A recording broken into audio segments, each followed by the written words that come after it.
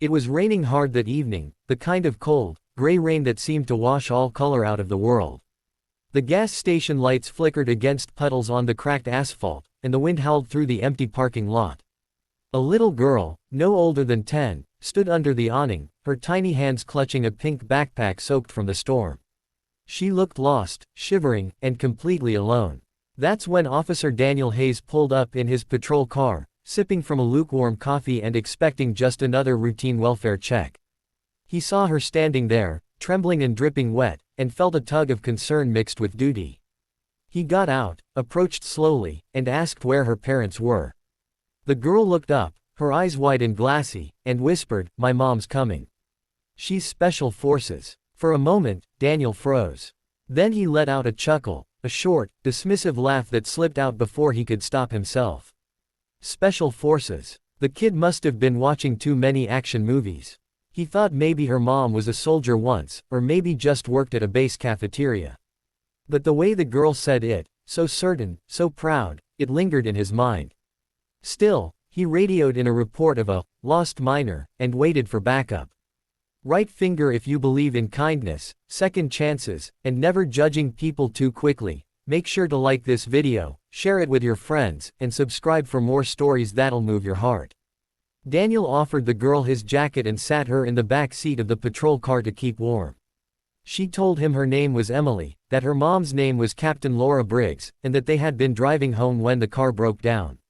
Her mom had gone to get help and told her to wait at the gas station. But that was over an hour ago. Daniel sighed, knowing how these things usually went. Single parent, maybe some trouble at home, possibly an exaggerated story about Special Forces, to make it sound better. He called dispatch, ran the name, and waited for any matches. None came up under active military personnel. Figures, he muttered to himself. He didn't mean to sound cruel, but years on the force had made him skeptical. People lied all the time, to cops, to themselves, to their kids. Then, a noise. Tires screeched somewhere down the road. Daniel's hand went to his holster out of habit as headlights cut through the fog. A black SUV rolled up fast, stopping hard in front of the gas station. The door opened, and a tall woman stepped out, soaked in rain, wearing torn jeans, a gray t-shirt under a weather-beaten jacket, and boots that had seen better days.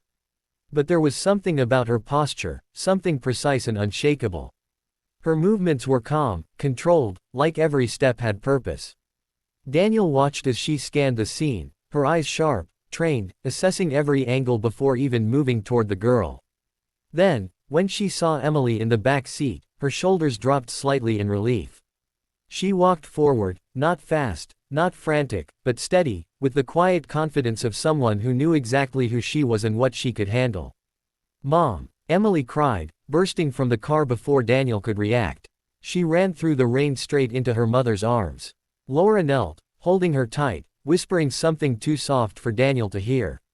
But it was the look on the woman's face, equal parts strength and fierce love, that froze him.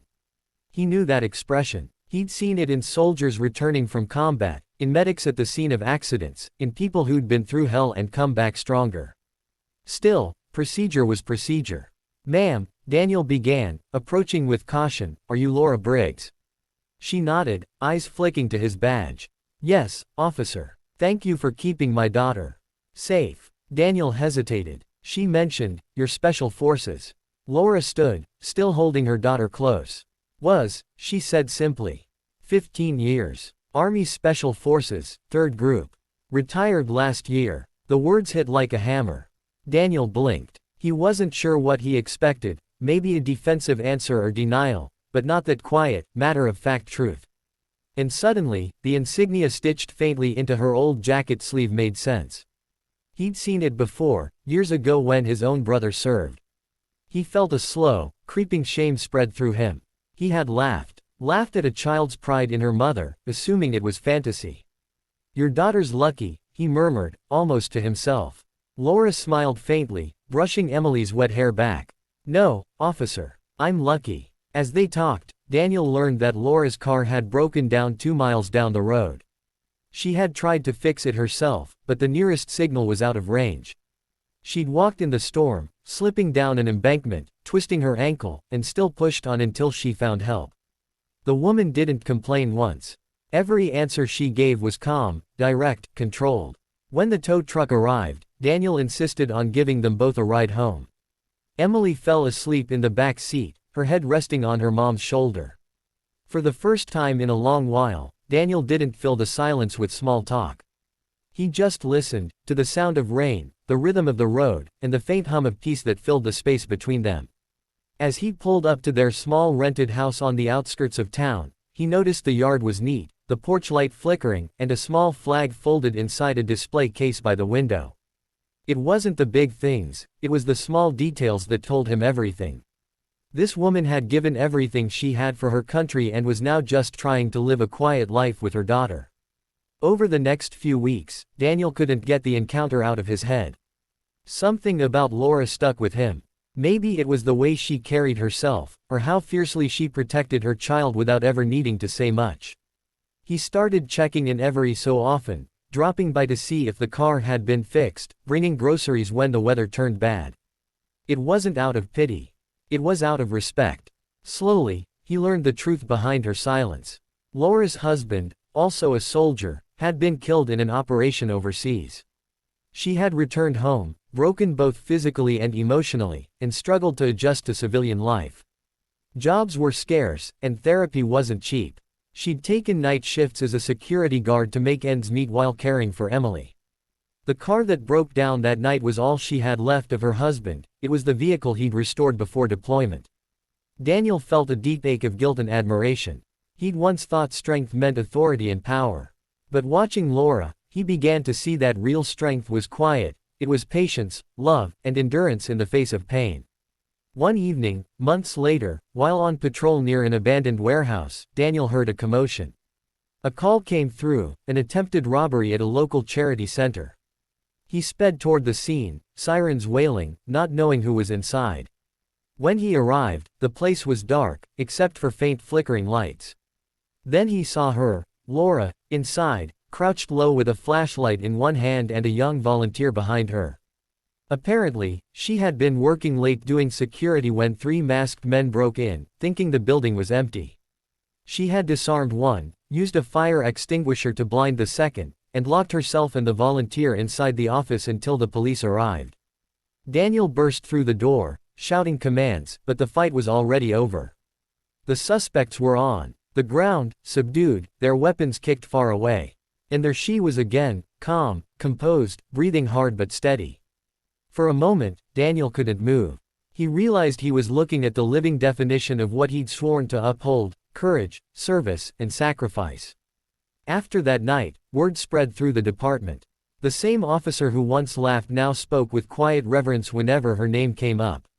Captain Briggs, he'd say with a small smile, is the toughest person I've ever met. Months passed, and friendship turned into something deeper. Not romance, not yet, just understanding. They shared coffee after late shifts, watched Emily's school performances, and sometimes sat on that porch in silence, talking about the things they missed and the things they still hoped for. Then, one afternoon, Daniel came to their house with an envelope. Inside was a medal, the department's Community Bravery Award. It's not enough, he told her, his voice thick with emotion, but it's a start. Laura looked at the medal and then at him. I didn't do it for recognition, she said softly. I did it because it was the right thing to do. Daniel nodded. That's exactly why you deserve it. That evening, as the sun dipped below the horizon, Emily came outside holding a small American flag. Mom, she said with a proud smile, they said at school you're a hero. Laura crouched down, cupping her daughter's face. Heroes are just people who keep going, even when it's hard, she whispered. Emily's eyes glistened. Like you. Laura smiled, her voice trembling just slightly. Like us. From that night on, Daniel started telling her story everywhere he could, at schools, community centers, even police briefings. He wanted people to understand that real heroes didn't always wear uniforms or command headlines. Sometimes, they were quiet mothers who walked miles through storms for their children. Red Heart, if this story touched your heart, please like this video, share it with someone who needs hope today, and subscribe for more true stories that remind us of what courage and love really mean. Before we end, I have one special request for you. Comment below. Real strength is silent, but it changes everything. Let's fill the comments section with words of respect for those who never give up. As the final scene fades, imagine Laura standing on that porch, the rain now just a soft drizzle, the metal gleaming faintly in her hand. Emily runs inside, laughing. Daniel leans against his patrol car, smiling quietly. The world moves on, unaware of the battles people like her have fought, and won, just to find peace.